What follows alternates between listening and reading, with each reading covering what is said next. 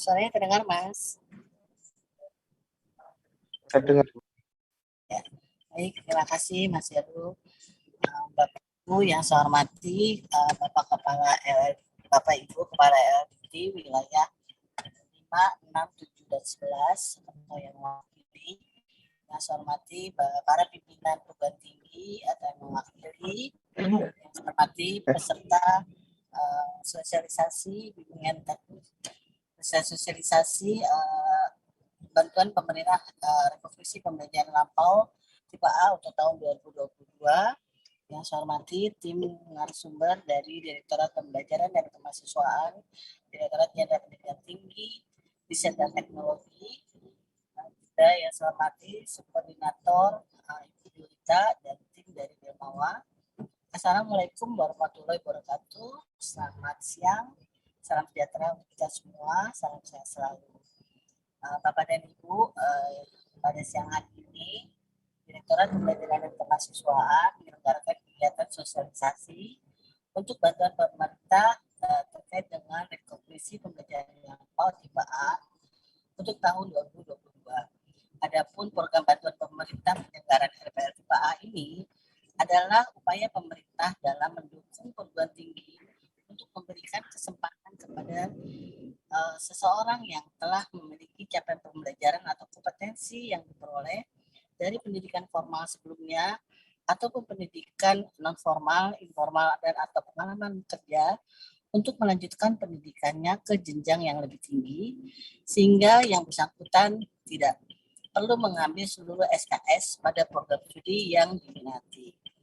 Bapak dan Ibu, tujuan dari bantuan pemerintah untuk RPL tipe A tahun 2022 ini adalah juga memberikan kesempatan kepada perguruan tinggi untuk menyelenggarakan RPL dalam rangka peningkatan akses mengikuti pendidikan tinggi bagi masyarakat yang akan melanjutkan studi pada program studi tertentu melalui assessment RPL, juga memberikan kesempatan kepada masyarakat yang telah memiliki pengalaman pada satu bidang pengetahuan dan keterampilan tertentu untuk mengajukan pengakuan pengetahuan dari keterampilan yang telah diperolehnya untuk memperoleh kredit akademik melalui asesmen RPL.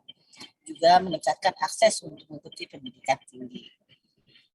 Bapak dan Ibu, pada siang hari ini secara teknis para narasumber akan memberikan pembekal kepada Bapak dan Ibu dalam rangka untuk dapat menyusun proposal untuk kegiatan bantuan pemerintah yang dilaksanakan oleh Direktorat Pembelajaran dan Kemahasiswaan, bagaimana terkait dengan ruang lingkup, kemudian ketentuan pengajuan, proposal, juga sasaran dan luaran-luaran yang diharuskan diajukan, juga terkait dengan pembiayaan, juga sekaligus jadwal dan pelaksanaan yang akan dilaksanakan sesuai dengan ketentuan yang ada di dalam petunjuk teknis untuk bantuan pemerintah untuk RPL tipe A ini.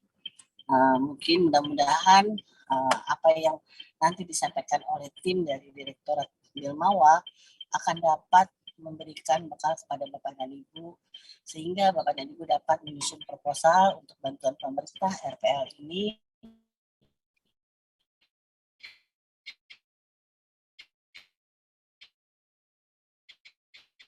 nantinya dapat mengharapkan partisipasi kepada perguruan tinggi Bapak dan Ibu untuk dapat mengikuti untuk bantuan pemerintah terkait dengan RPL tipe A ini. Demikian Bapak dan Ibu, kurang lebih sambutan dari saya. Maka dengan mengucapkan Bismillahirrahmanirrahim, kegiatan sosialisasi untuk bantuan pemerintah untuk rekognisi pembelajaran lampau tipe A tahun 2022 saya buka secara resmi. Wassalamualaikum warahmatullahi wabarakatuh.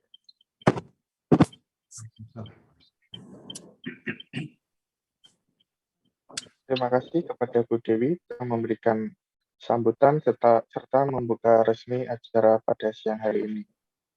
Baik, kita menginjak pada acara utama pada siang hari ini, yaitu penyampaian materi terkait dengan rekognisi pembelajaran lampau yang akan disampaikan oleh Bapak Unggul Wasiwitono dan Bapak Ahmad Rifandi, kemudian akan dipandu oleh Mas Heri Jeffrey.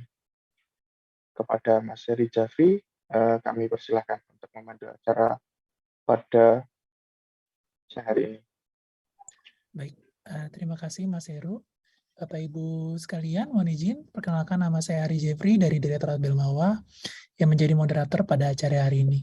Terima kasih sudah bergabung bersama kami Pak Ahmad Rifandi dan Pak Unggul Wasiwitono yang merupakan tim RPL Belmawa dan menjadi narasumber pada acara hari ini. Bapak Ibu sekalian, pada acara pertama kita akan mendengarkan paparan singkat mengenai substansi tentang rekognisi pembelajaran lampau pada kursnya yaitu RPL tipe A yang akan dibawakan oleh Pak Unggul. Mohon izin Pak Unggul, waktu dan tempat saya silakan. Baik, terima kasih Pak Hari. Yang saya hormati Bu Dewi, Bu Yulita, Pak Ahmad Rifandi, Bapak Ibu dari Belmawa, dan Bapak Ibu perwakilan dari perguruan tinggi. Ya, mohon izin untuk share screen.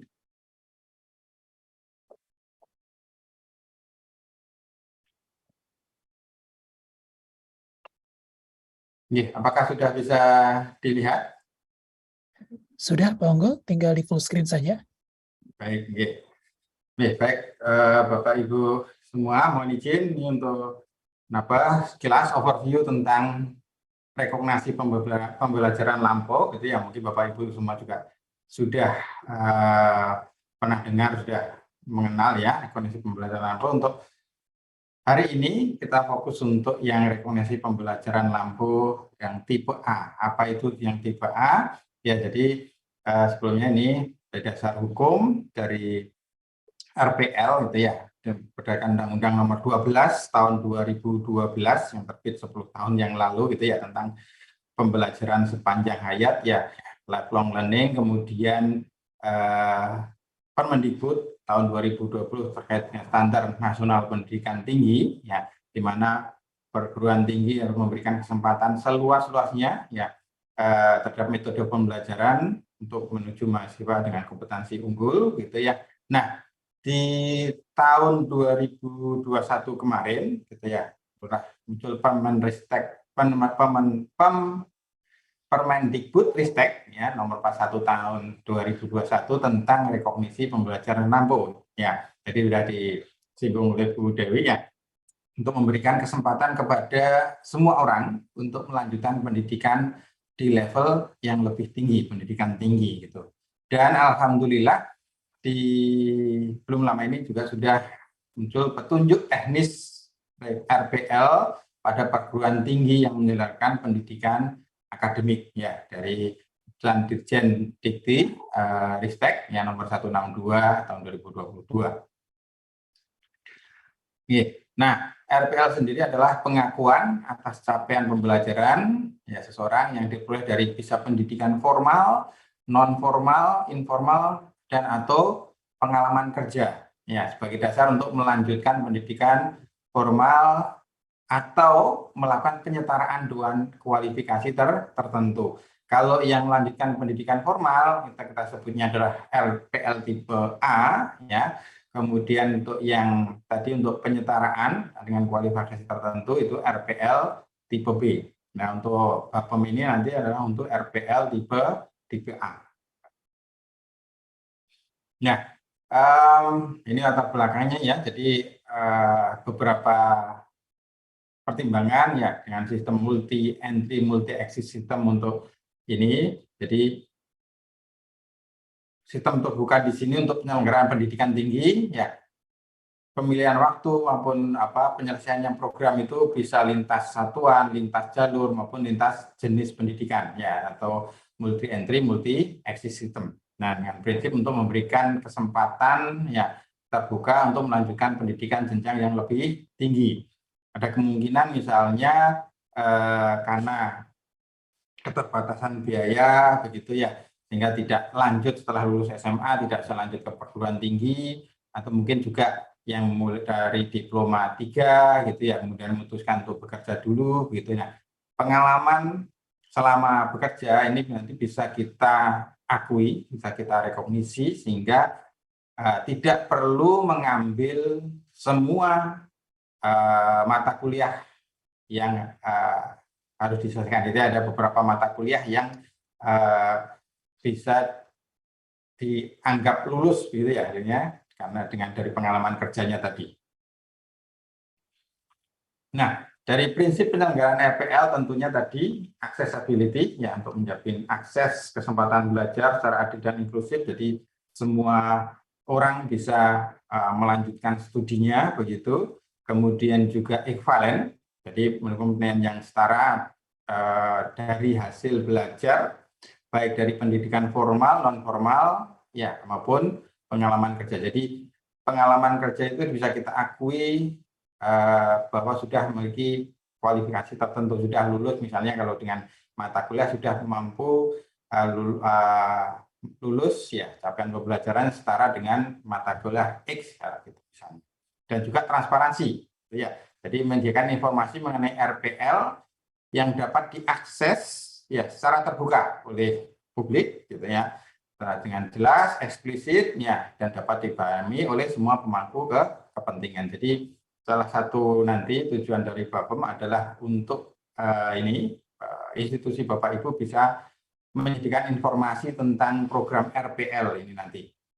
Nah, tentunya juga yang penting gitu ya juga masalah kualitas ya. Jadi program RPL ini bukan apa ya shortcut untuk dapat ijazah begitu, tapi kualitas tetap harus kita jaga gitu ya. Penjaminan mutu terhadap proses pelaksanaan RPL ini juga harus terjaga. Nah, untuk RPL tipe A ini adalah pengakuan capaian pembelajaran secara parsial ya untuk melanjutkan ke pendidikan formal. Jadi bisa dibilang ini jalur masuk gitu ya untuk bisa melanjutkan ke pendidikan formal.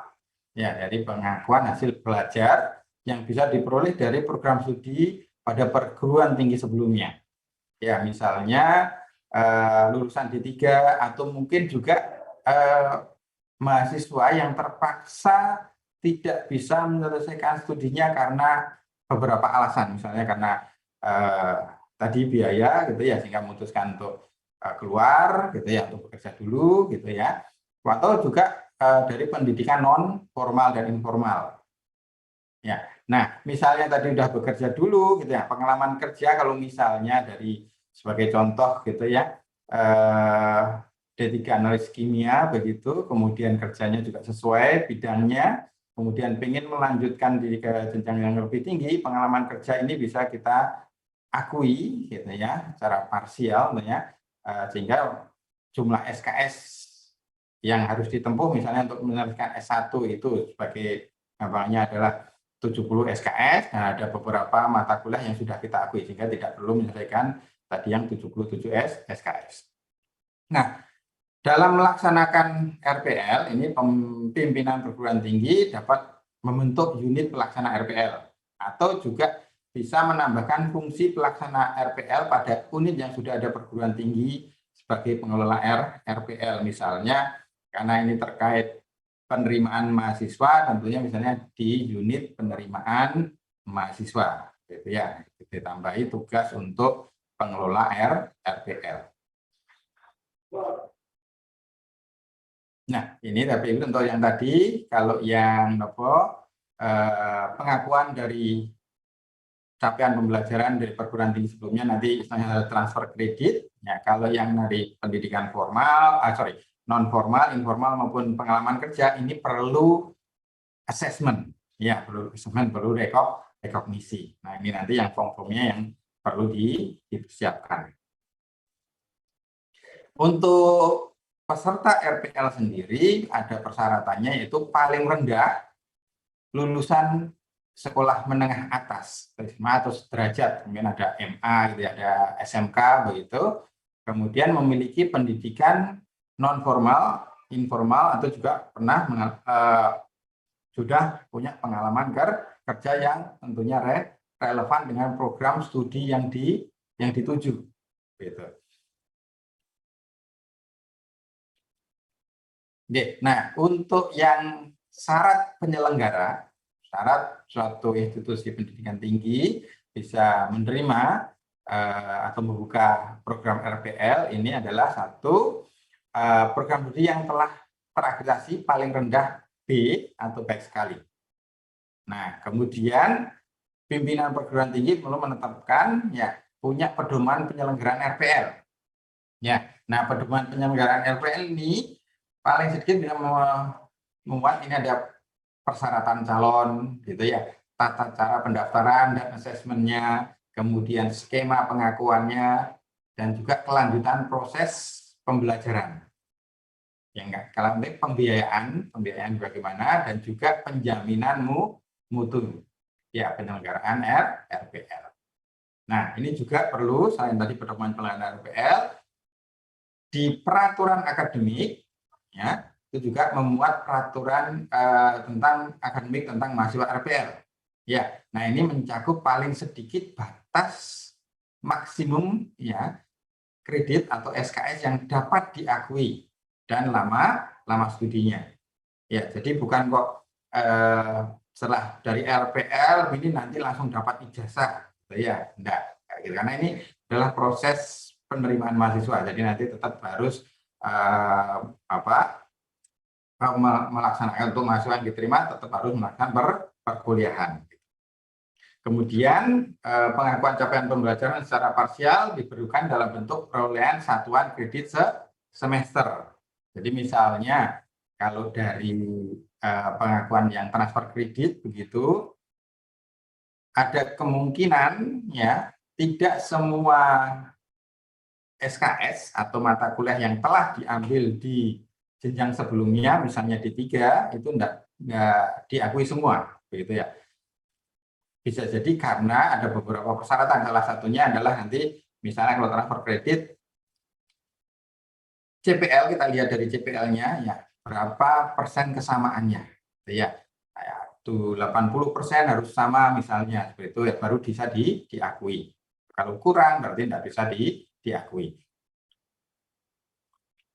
Nah, terkait alur penyelenggaraan RPL tipe A ini, gitu ya. Nanti kalau pertama pimpinan PT nanti tentunya membentuk unit pelaksana RPL, gitu ya. Kemudian pemohon atau calon ini mendaftarkan dan juga bisa melakukan konsultasi dulu dengan pengelola RPL. Kemungkinan ya ada calon ini yang masih bingung, gitu ya. Ini sebaiknya saya masuk atau daftar di prodi yang mana yang sesuai dengan pendidikan sebelumnya atau mungkin dengan pekerjaan yang dia lakukan saat ini, begitu ya. Nanti bisa melakukan konsultasi. Kemudian kalau oke, oh ini kamu bisa masuk ke prodi ini, gitu ya. Kemudian calon menyiapkan dokumen portofolio ya untuk pembuktian capaian pembelajaran. Setelah itu pengelola RPN melakukan proses assessment, ya rekognisi sesuai prosedur tentunya ya, dan kriteria yang ditempatkan untuk setiap mata kuliah atau kelompok mata kuliah. Nah ini tentunya nanti pengelola atau perguruan tinggi perlu memberikan informasi capaian pembelajaran, ya yang detail begitu ya, yang bisa diakses oleh ini pemohon atau calon pendaftar. Kalau direkognisi, gitu ya, setelah direkognisi memutusnya, kalau tidak ya sudah nggak bisa lanjut, gitu ya. Kalau iya, kemudian pimpinan PT menetapkan SK tentang daftar mata kuliah, ya, dan jumlah SKS yang diakui. Setelah rekognisi ya diakui, gitu ya, yang direkognisi. Nah, setelah itu perlu melaporkan ke PDDB. Ya, kita semua tahu sekarang semua data-data akademik semua perlu kita laporkan ke PDDB. Ya. Nah, ini juga dari Belmawa itu ada aplikasi sistem e-rekomendasi RPL akademik. Nanti akan ada penjelasan detail di sesi berikutnya, gitu ya. Aplikasi pelaporan pelaksanaan RPL, gitu ya, akademik, di mana pengelola nanti melaporkan kesiapan pelaksanaan RPL ya melalui verifikasi pemenuhan dokumen persyaratan ya secara mandiri nanti di sistem ini. Ya detailnya nanti akan dijelaskan di sesi tersendiri tentang Sierra ini. Nah, untuk mekanisme asesmen tadi calon mahasiswa perlu menyiapkan formulir evaluasi diri, ya FED. Nah, tadi nanti ada formnya, contoh formnya gitu ya, nanti diajukan untuk diverifikasi maupun diverifikasi oleh asesor gitu ya. Nah, kemudian mungkin dari evaluasi diri tadi masih belum ini ya, perlu wawancara. Nah, bisa dijadwalkan wawancara dengan calon mahasiswa begitu ya, calon mahasiswa RPL ini untuk menggali lebih lanjut gitu ya tentang ya kita intinya sebagai pengelola nanti ya untuk mengumpulkan bukti-bukti lebih lanjut gitu ya, apakah kemampuan calon ini memang bisa direkognisi atau tidak gitu ya.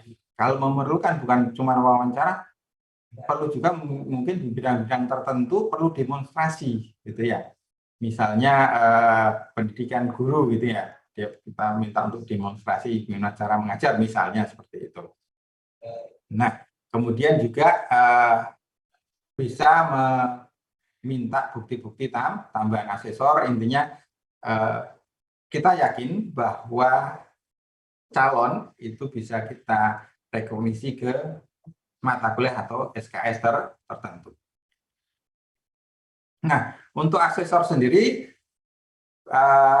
tentunya dari dosen gitu ya, yang memiliki kualifikasi untuk melakukan penilaian dan pengakuan CP, capaian pembelajaran ya. Atau juga bisa selain dosen tetap ya, pengelola atau perguruan tinggi dapat menunjuk praktisi atau organisasi profesi yang relevan ya, dan memiliki kualifikasi tertentu untuk melakukan penilaian dan pengakuan tadi capaian pembelajaran. Nah, Bapak Ibu, ini contoh saja ya, formulir RPL tipe A gitu ya. Nanti formatnya bisa dikembangkan sesuai kebutuhan penyelenggara RPL gitu ya. Contoh saja yang pertama adalah FED ya, petunjuk calon mahasiswa ini nanti berisi apa oh ya, ini mohon maaf, ini petunjuk untuk calon mahasiswa, petunjuk yang kita perlu informasikan ke calon mahasiswa, bisa di website, misalnya website penerimaan mahasiswa begitu ya. Nah, intinya informasi tentang RPL itu apa gitu ya, katanya dengan kesempatan untuk melanjutkan pendidikan tinggi. Kemudian kesetaraan antara hasil belajar ya, berupa kompetisi atau capaian pembelajaran yang diperoleh dari sebelumnya non formal informal gitu ya, dengan hasil pembelajaran formal di PT. Kemudian juga instruksi untuk memilih mata kuliah yang akan diajukan untuk RPL. Ya. Nah, mata kuliah yang diajukan nanti perlu didukung oleh bukti-bukti yang mendukung klaim tadi capaian pembelajaran mata kuliah. Nah, contohnya ini daftar mata kuliah program studi misalnya, nanti bisa di-list gitu ya, mata kuliahnya apa saja, SKS-nya gitu ya. Kemudian, nah ini ada centangan gitu ya, apakah mau di RPL kan atau tidak dari si calon gitu ya. Kalau di RPL kan tentunya perlu menyiapkan FED ya, formulir evaluasi diri.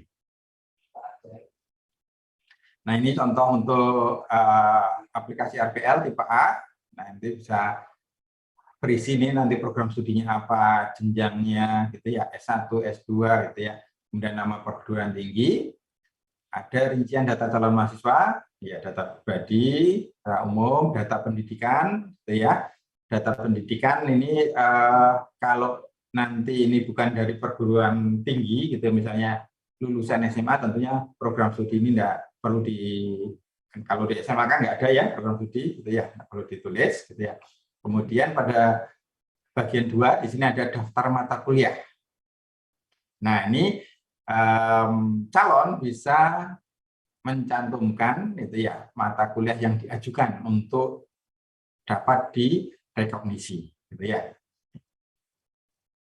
Ya, tentunya ini ada beberapa istilahnya surat pernyataan gitu ya di sini tanda tangani oleh pemohon. Nah, ini ada lampirannya yang disertakan adalah formulir evaluasi diri, ya, kemudian daftar riwayat hidup, ijazah dan transkrip kalau misalnya dari pendidikan sebelumnya gitu ya, dari D3, D2 atau D1 ada ijazah transkrip bisa masukkan di sini, atau mungkin kalau RPL ke S2 itu juga tentunya ijazah S1. Nah, ini untuk formulir evaluasi dirinya. Ya, nanti ada beberapa identifikasi tingkat profesiensi pencapaian dari si calon. Nanti kita minta mereka untuk bisa mengidentifikasi apakah sangat baik. Ya, ini ada beberapa uraian di sini. Kalau sangat baik berarti sudah melakukan tugas dengan sangat baik, menguasai bahan kajian dengan sangat baik dan sebagainya, atau tidak pernah. Nah, gitu ya. Nah, bukti-bukti ini juga perlu dilampirkan, gitu ya. Nah, nanti untuk asesor dalam penilaian, gitu ya, akan memverifikasi dan memvalidasi apakah ya bukti-bukti tadi valid, ya, asli, otentik, terkini, atau sudah memadai, cukup untuk digunakan untuk merekognisi.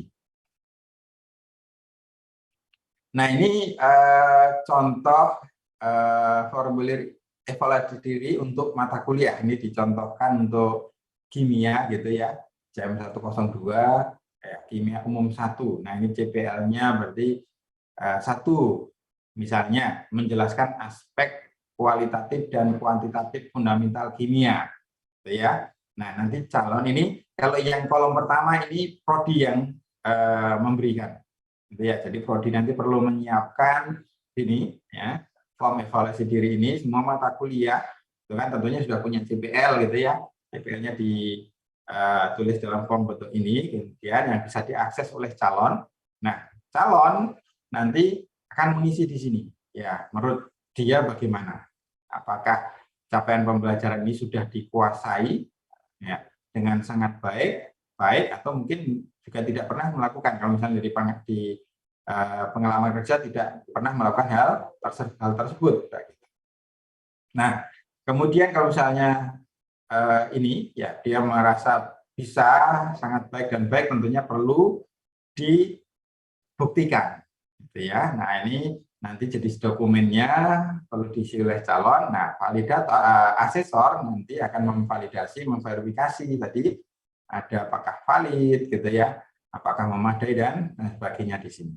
Di kolom ini diisi oleh asesor. Nah, ini dokumen contoh dokumen bukti pendukung atau portofolio yang perlu dilampirkan, perlu disubmit oleh calon pendaftar RPL ini, ijazah, ya, ijazah dan transkrip nilai. Juga mata kuliah yang pernah ditempuh. Nah, perlu juga ini, mungkin juga ring penilaian, karena di beberapa perguruan tinggi mempunyai ring penilaian yang berbeda-beda. Ini juga bisa sebagai dasar nanti untuk konversi nilai, gitu ya. Misalnya di perguruan tinggi X, gitu ya, nilai A itu 80 sampai 100. Di perguruan tinggi B ternyata 85 sampai 100 atau 90 sampai 100. Nah, ini kan ada perbedaan, itu nanti juga perlu dipertimbangkan. Kemudian daftar riwayat pekerjaan, nah, ini bagi yang sudah bekerja, gitu ya, dan rincian tugasnya. Kemudian juga mungkin sudah memiliki sertifikat kompetensi. Nah, ini juga bisa disubmit. Kemudian sertifikat pengoperasian atau lisensi, ya, sesuai dengan jabatan kerja yang dimiliki. Foto-foto pekerjaan yang pernah dilakukan, ya, dan deskripsi pekerjaannya, logbook, ya, buku harian, gitu ya. Kemudian lembar kerja atau lembar tugas ketika bekerja, ya. Bisa juga dokumen analisis, ya, perancangan, ya, kota bekerja. Catatan pelatihan di lokasi tempat kerja, kemudian waktu kerja sudah istilahnya ditugaskan untuk pelatihan, atau mungkin juga mandiri mengikuti pelatihan-pelatihan, bisa dilampirkan ke dokumen pendukung. Keanggotaan asosiasi profesi, gitu ya. Dan juga penting juga adalah referensi, ya, dari pimpinan atau pemberi kerja, ya, penghargaan kalau misalnya pernah dapat, gitu ya, penilaian kinerja dari suatu perusahaan tempat kerja, gitu ya, dan juga dokumen lain yang relevan. Ini contoh bukti pendukung gitu ya, sertifikat, ijazah gitu ya, transkrip nilai, kemudian ini surat keterangan dari perusahaan tempat bekerja gitu ya, bisa juga foto-foto tadi, foto-foto selama bekerja bisa dilampirkan juga. Ya, ini contoh penilaian evaluasi diri, misalnya jadi dia mengklaim untuk rekayasa transportasi jalan, itu ya, menjelaskan konsep transportasi, konsep dan tujuan teknik lalu lintas, dia klaim sangat baik, gitu ya. Nah, dari asesor berdasarkan dokumen yang sampaikan oleh calon dan menilai semuanya valid, ya, terbaru gitu ya, dan juga memadai. Ini untuk biodata asesor akademi ini mungkin ini ya secara umum aja ini untuk sebagai asesornya. Skip aja. Nah, ini daftar riwayat hidup pemohon, itu ini contoh gitu ya. Tentunya identitas diri gitu ya, status pekerjaan, riwayat pendidikan, tadi pelatihan yang pernah diikuti, misalnya pernah ikut seminar gitu ya. Sebagai contoh misalnya secara dari S1 ke S2 gitu ya. Nah, salah satu persyaratan untuk lulus S2 kan pernah mengikuti seminar. Nah, ternyata pemohon ini juga pernah ikut melakukan seminar atau juga menulis di publikasi ilmiah di jurnal. Nah, itu nanti juga bisa direkognisi begitu. Oke, ini contoh-contoh tentang form-formnya, tentunya nanti bisa disesuaikan sesuai dengan kebutuhan di program studi, Bapak Ibu.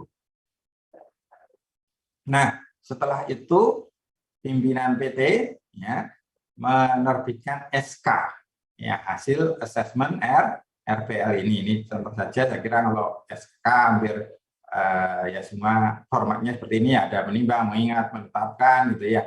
Nah, daftar calon, nah di situ nanti dilengkapi di situ di SK itu ya mata kuliah atau SKS-nya berapa yang diakui, sisa SKS yang harus ditempuh berapa seperti itu. Nah, ini untuk contoh SK penetapan asesmen RPL tipe A ya. Oke, Bapak Ibu, demikian overview singkat terkait RPL tipe A. Saya kembalikan ke moderator. Di Surabaya nih. Baik, terima kasih Pak Unggul atas paparannya. Untuk berikutnya, kita akan menerima paparan substansi juga terkait Juknis Bantuan Pemerintah RPL tipe A tahun 2022 yang akan dibawakan oleh Ibu Yulita Prioningsih. Kepada Ibu Lita, kami silakan. Baik, terima kasih Mas Hari. Share screen. Oke.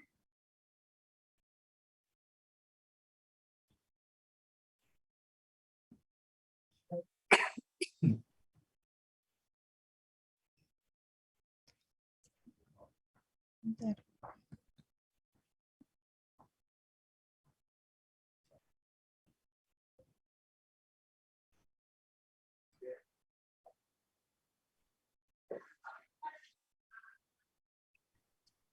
Baik, Bapak Ibu, Assalamualaikum warahmatullahi wabarakatuh. Selamat siang, salam sejahtera dan salam sehat untuk kita semua.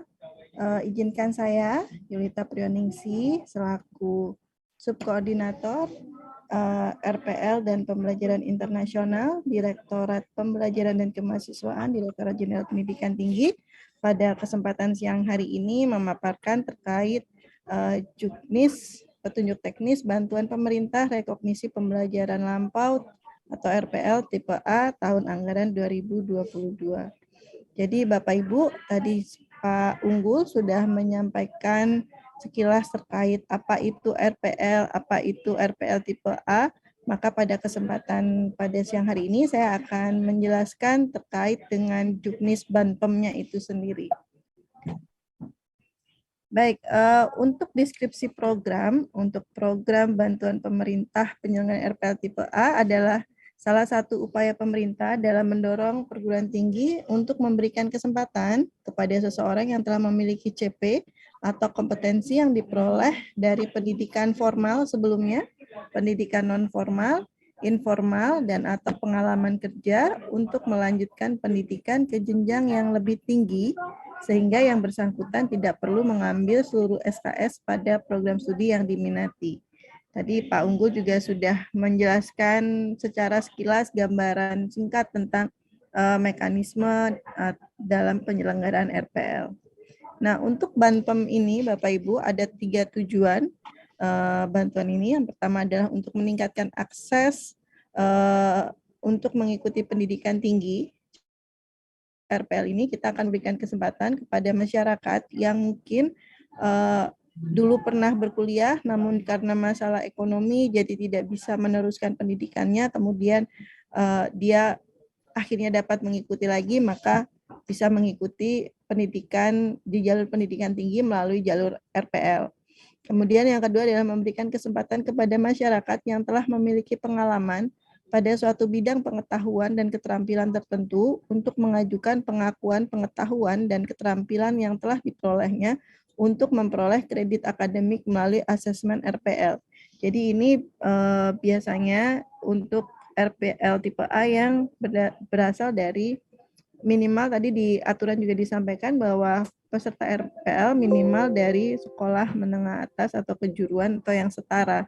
Untuk dia bisa mengambil S1 jika memang dia memiliki keahlian atau keterampilan yang luar biasa, itu bisa di RPL-kan sehingga yang bersangkutan bisa mengikuti perkuliahan pendidikan di perguruan tinggi dengan durasi yang lebih singkat.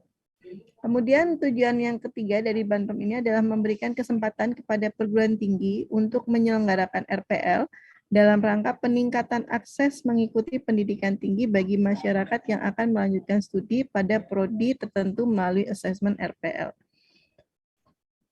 Ini adalah dasar hukumnya dari Undang-Undang Nomor 20 tahun 2003, kemudian Undang-Undang Nomor 12, dan yang terakhir, yang terbaru adalah Peraturan Menteri Pendidikan Kebudayaan Riset dan Teknologi Nomor 41 tahun 2021 tentang rekognisi pembelajaran lampau dan yang sudah dilengkapi dengan juknis berdasarkan ketetapan Peraturan Dirjen Nomor 164. Nah, untuk program bantuan RPL tipe A tahun anggaran 2022 ini dilaksanakan dalam dua skema. Jadi ada skema 1 dan skema 2. Untuk skema 1 adalah pembentukan unit dan perangkat RPL pada perguruan tinggi sesuai ketentuan pada Permendikbudristek nomor 41 tahun 2021 tentang RPL. Sedangkan skema 2 adalah penguatan unit RPL, pemutakhiran dokumen atau perangkat RPL, dan penyelenggaraan RPL. Jadi skema 1 sifatnya adalah persiapan bagi perguruan tinggi yang belum pernah menyelenggarakan RPL. Jadi kita ada bantuan untuk membantu perguruan tinggi dalam persiapan pembentukan unitnya dan mempersiapkan perangkat-perangkat RPL. Sedangkan yang untuk skema 2 adalah penguatan unit RPL, pemutakhiran dokumen atau perangkat RPL dan penyelenggaraan RPL. Di sini adalah sifatnya kita adanya pemutakhiran dari dokumen-dokumen yang sudah ada. Jadi jika Bapak Ibu program studinya sudah pernah menyelenggarakan RPL sebelumnya, maka yang bisa diikuti adalah skema 2. Sedangkan perguruan tinggi yang belum pernah kali menyelenggarakan RPL, maka bisa mengajukan proposal untuk mengikuti Banpem yang skema 1. Nah, ini adalah ketentuan pengajuan proposal. Yang pertama, untuk skema 1 dan skema 2, untuk poin program studi yang dapat mengikuti program ini adalah program studi jenjang sarjana dan program studi magister, baik untuk skema 1 maupun skema 2, yang berasal dari universitas, institut, dan sekolah tinggi dengan jenis pendidikan tinggi akademik atau non-vokasi. Jadi kami mohon maaf bagi Bapak Ibu yang berasal dari perguruan tinggi vokasi seperti Politeknik, maka kami belum dapat memfasilitasi dalam program ini. Kemudian juga untuk prodi-prodi yang berada di bawah binaan kementerian lain, kami juga belum dapat memfasilitasi program RPL melalui program bantuan ini. Kemudian yang kedua, akreditasi program studi paling rendah B atau sebutan lain yang setara. Ini berlaku untuk skema 1 dan skema 2. Jadi prodi yang diusulkan harus terakreditasi minimal B atau sebutan lain yang setara. Karena aturan akreditasi ini sesuai dengan persyaratan penyelenggaraan RPL sebagaimana diatur dalam Permendikbudristek nomor 41. Kemudian yang ketiga, setiap perguruan tinggi dapat mengajukan satu program studi atau lebih yang dikoordinir oleh pengelola RPL perguruan tinggi dalam satu proposal. Ini juga berlaku untuk skema 2. Jadi misalnya di perguruan tinggi Bapak Ibu ada beberapa program studi yang ingin menyelenggarakan RPL, misalnya itu proposalnya diajukan dalam satu proposal. Jadi satu proposal mungkin bisa mencakup beberapa program studi. Namun besaran bantuannya akan sama, tetap satu. Kemudian yang keempat, untuk skema 1 memiliki unit pelaksanaan RPL atau menambahkan fungsi pelaksanaan RPL pada unit yang sudah ada pada perguruan tinggi sebagai pengelola RPL. Di sini adalah lebih terkait dengan sudah adanya peta jalan roadmap dari perguruan tinggi Bapak Ibu untuk menyelenggarakan RPL. Karena memang skema 1 ini adalah tujuannya adalah untuk membantu perguruan tinggi untuk membangun unit, maka unitnya belum ada. Kemudian yang untuk skema 2, di sini adalah yang membedakan di poin keempat, yakni untuk skema 2, perguruan tinggi harus sudah memiliki pedoman penyelenggaraan RPL yang memuat paling sedikit mengenai persyaratan calon, tata cara pendaftaran dan asesmen, skema pengakuan, kelanjutan proses pembelajaran, pembiayaan, dan penjaminan mutu penyelenggaraan RPL. Kemudian juga sudah menyiapkan formulir evaluasi diri, berupa daftar periksa atau proforma dengan pertanyaan atau pernyataan berisi kriteria CP mata kuliah atau unjuk kerja unit kompetensi atau klaster kompetensi. Dan yang keenam, memiliki peraturan akademik yang memuat peraturan mahasiswa RPL mencakup paling sedikit batas maksimum kredit atau SKS yang dapat diakui dan lama studi. Dan yang terakhir, sudah memiliki unit pelaksanaan RPL atau menambahkan fungsi pelaksanaan RPL pada unit yang sudah ada pada perguruan tinggi sebagai pengelola RPL. Nah, untuk sasaran dan luaran program Banpem RPL 2022 ini, sasarannya adalah perguruan tinggi negeri dan perguruan tinggi swasta, dan perguruan tinggi akademik di dalam lingkup Kementerian Pendidikan, Kebudayaan, Riset, dan Teknologi. Sedangkan untuk luarannya adalah yang pertama, terpilihnya perguruan tinggi yang siap menyelenggarakan RPL tipe A sesuai dengan ketentuan. Ini adalah untuk skema 1. Sedangkan luaran yang kedua adalah diterimanya sejumlah mahasiswa baru melalui jalur RPL di perguruan tinggi penerima program bantuan pemerintah penyelenggara RPL tipe A sesuai prinsip pembelajaran sepanjang hayat. Ini adalah untuk skema 2. Dan dokumen luaran perguruan tinggi yang diharapkan ada adalah 1 laporan kemajuan, kemudian laporan akhir, pedoman penyelenggaraan RPL, peraturan akademik, sistem informasi RPL tipe A perguruan tinggi, perangkat atau instrumen asesmen RPL, dan yang terakhir keputusan pemimpin perguruan tinggi tentang hasil asesmen RPL tipe A. Jadi dilampirkan data mahasiswa yang masuk melalui jalur RPL.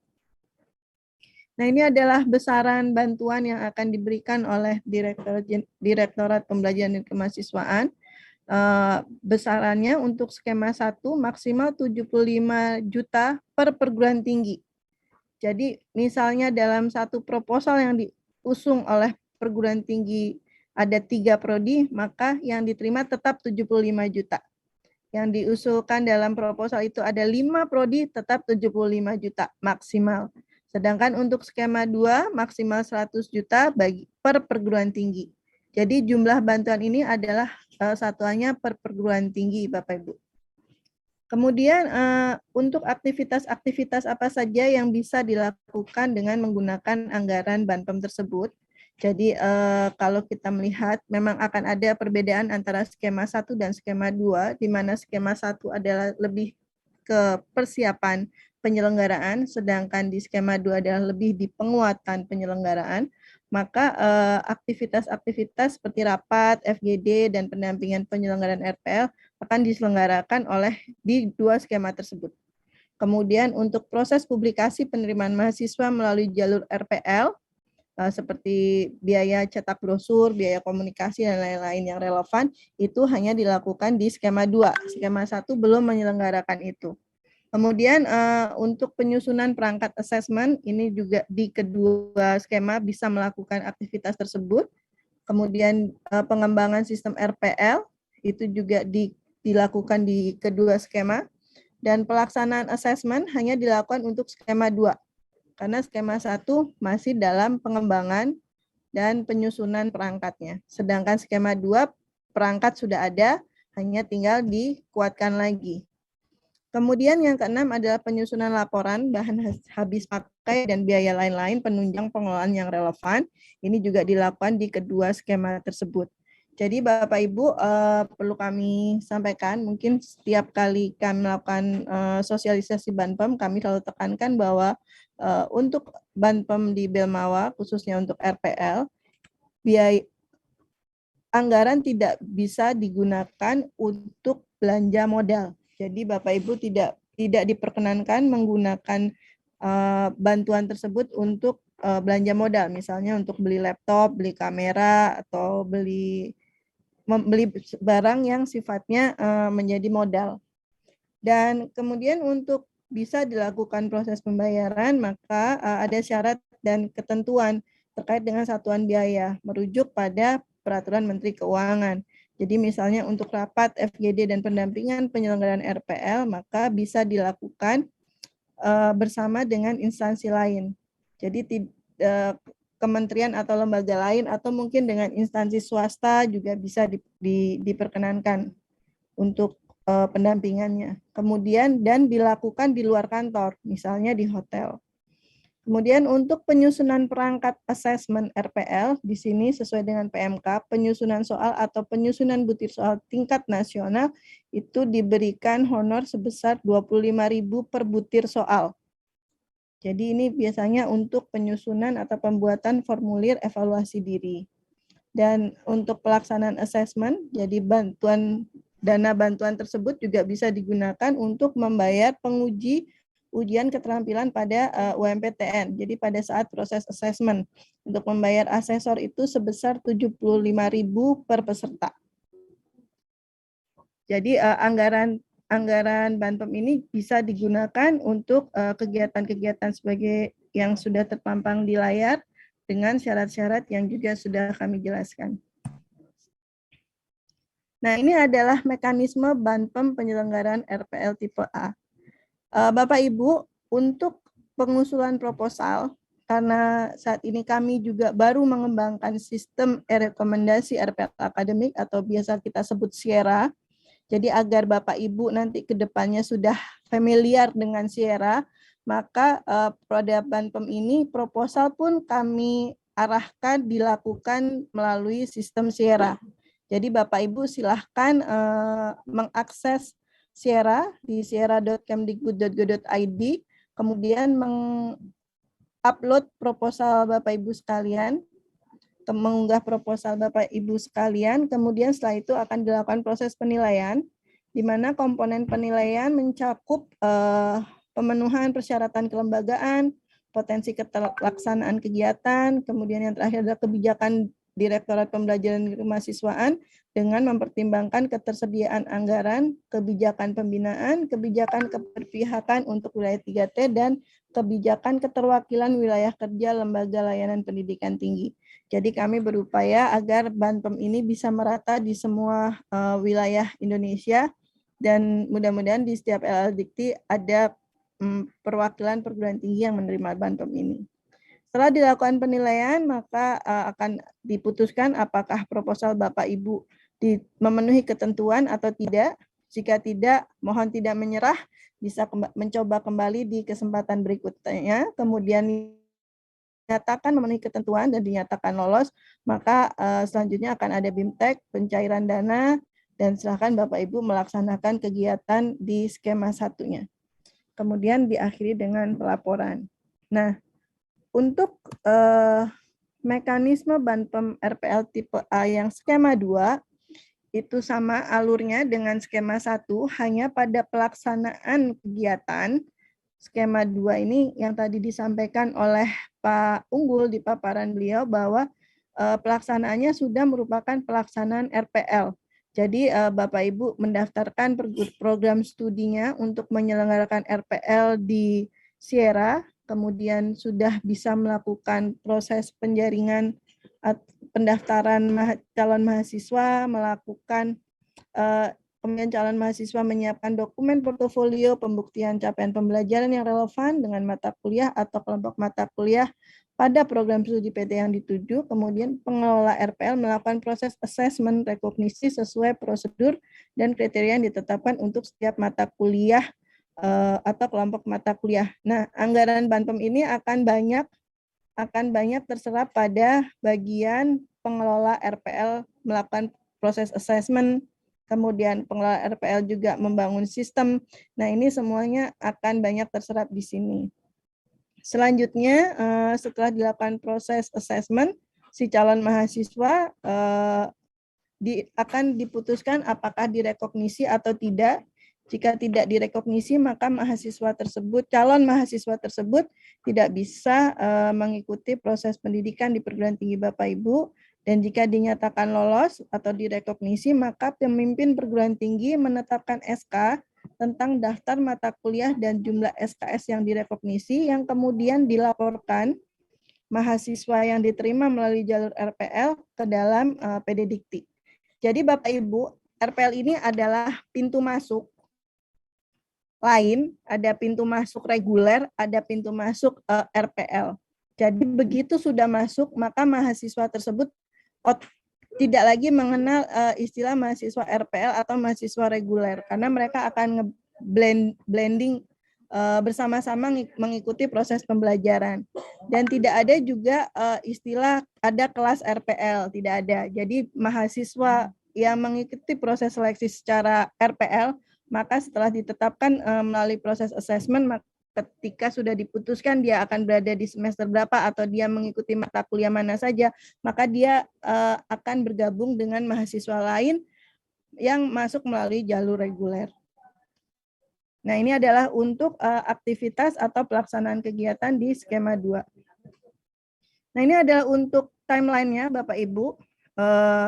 Pengumuman program dan penerimaan proposal, kami sudah mengumumkan Banper ini di bulan Agustus, awal Agustus di tanggal 5 kemarin. Kemudian saat ini kita sedang berada dalam proses sosialisasi dan Banpem ini deadline pengumpulan proposal kami terima paling lambat di tanggal 31 Agustus pukul 23.59. Kemudian setelah itu akan dilakukan seleksi proposal pada September minggu pertama, kemudian pengumuman dan kontrak di September minggu kedua, selanjutnya diikuti dengan pencairan termin pertama, serta diberikan bimbingan pengelola dan asesor RPL. Itu di periode keempat bulan September. Selanjutnya di bulan Oktober, Bapak Ibu silahkan mulai menjalankan programnya. Pelaksanaan program bisa dari September, jika memang sudah siap silahkan bisa berjalan dari September, Oktober. Kemudian di November, kita akan mencairkan termin kedua, bantuan termin kedua. Nah, persyaratan untuk bisa mencairkan termin kedua adalah adanya laporan kemajuan. Jadi silahkan Bapak Ibu di akhir periode Oktober atau di awal November mulai mempersiapkan laporan kemajuannya untuk diserahkan kepada Belmawa yang nanti akan kami tindak lanjuti dengan pencairan termin kedua. Dan pada bulan November juga kami merencanakan akan melakukan kegiatan monitoring dan evaluasi, serta kegiatan ini akan berakhir di bulan Desember. Jadi mohon dapat mengirimkan laporan akhir penggunaan anggaran Banpem ini pada akhir Desember. Demikian penjelasan dari saya. Terima kasih. Wassalamualaikum warahmatullahi wabarakatuh. Waalaikumsalam warahmatullahi wabarakatuh. Terima kasih Bu Lita atas paparannya. Bapak Ibu sekalian, mohon izin sebelum kita memulai diskusi, kami akan memberikan demo singkat terkait aplikasi Sierra yang sudah dijelaskan oleh Pak Unggul dan Bu Lita tadi.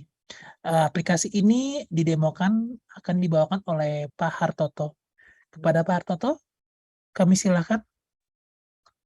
Baik, terima kasih. Bismillahirrahmanirrahim. Assalamualaikum warahmatullahi wabarakatuh. Yang kami hormati Ibu Yulita, Pak Unggul, Bapak Ibu sekalian yang hadir di room ini, izinkan kami menunjukkan secara sekilas tentang aplikasi Sierra. Bapak Ibu sekalian, seperti yang disampaikan tadi, bahwa aplikasi ini telah terintegrasi dengan PD Dikti dan aplikasi SPMI. Untuk itu, Bapak Ibu, langkah awal ketika Bapak Ibu mau menggunakan aplikasi Sierra adalah memperoleh akun. Di mana akunnya diperoleh, Bapak Ibu? Akunnya adalah di-generate dari PD Dikti.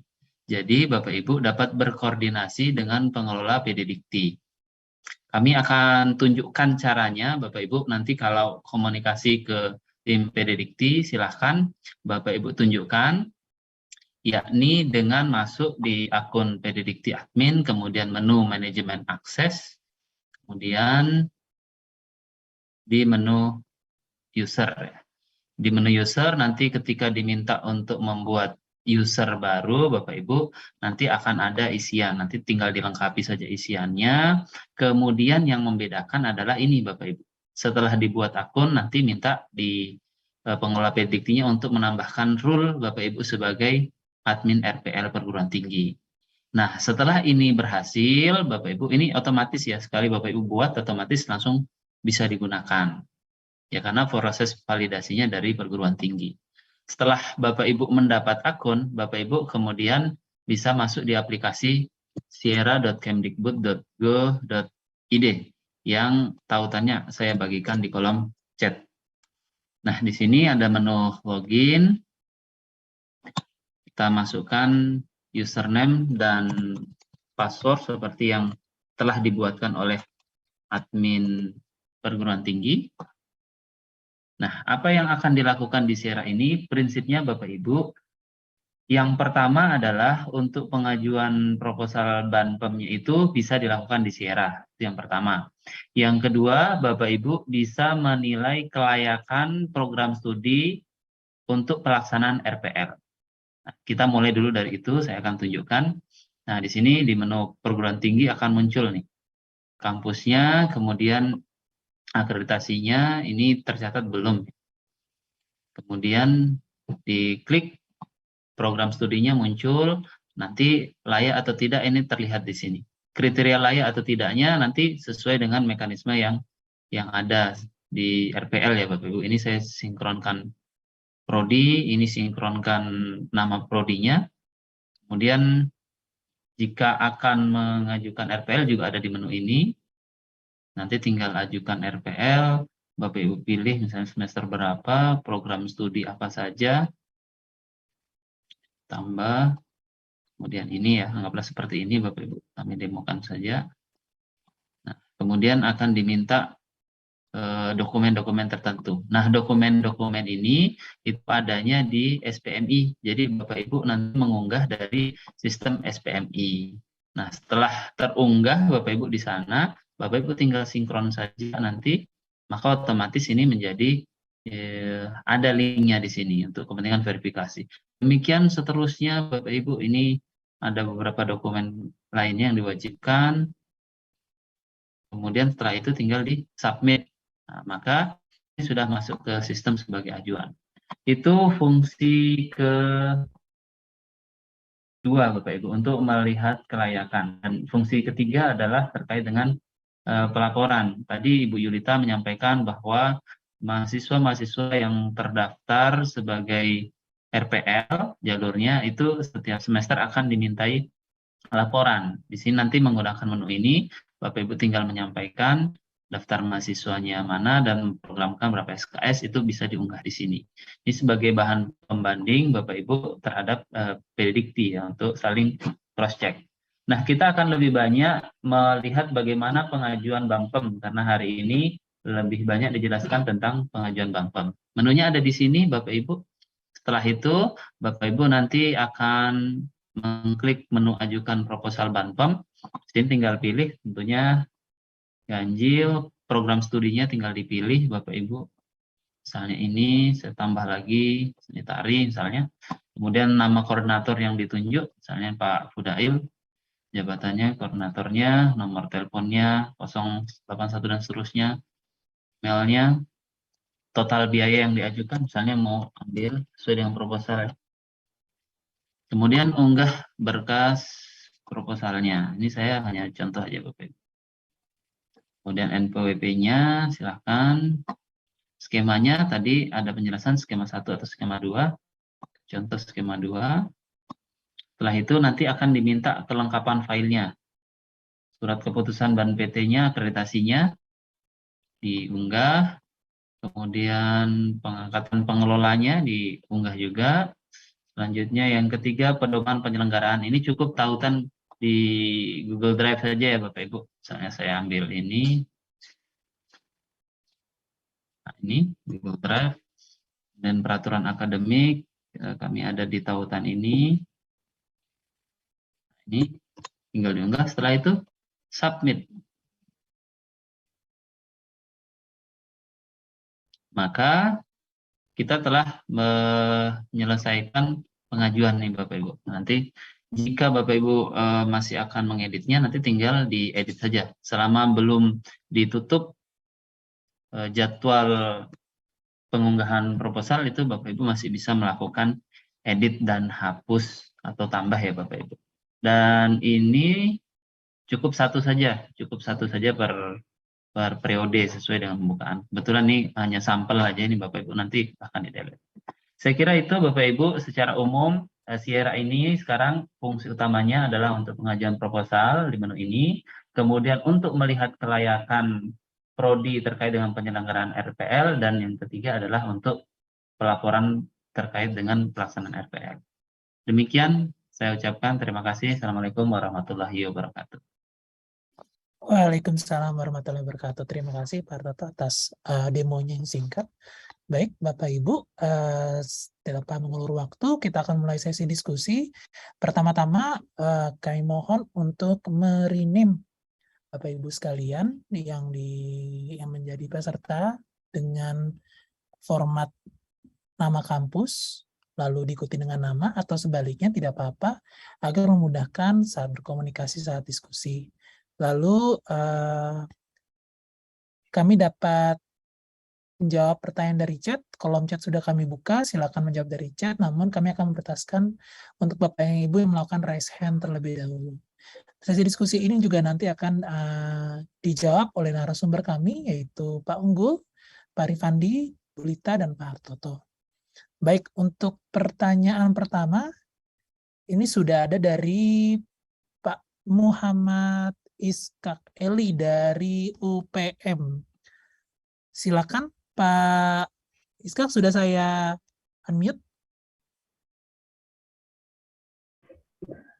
Terima kasih. Selamat siang. Assalamualaikum warahmatullahi wabarakatuh. Waalaikumsalam. Silakan Pak. Langsung pada pokok permasalahan yang ada. Pertama kami sampaikan bahwa UPM Universitas Pancamarga Probolinggo sudah pernah memperoleh hibah RPL pada tahun 2021. Sehingga di dalam hibah tahun 2022 ini kami akan mengikuti skema yang kedua.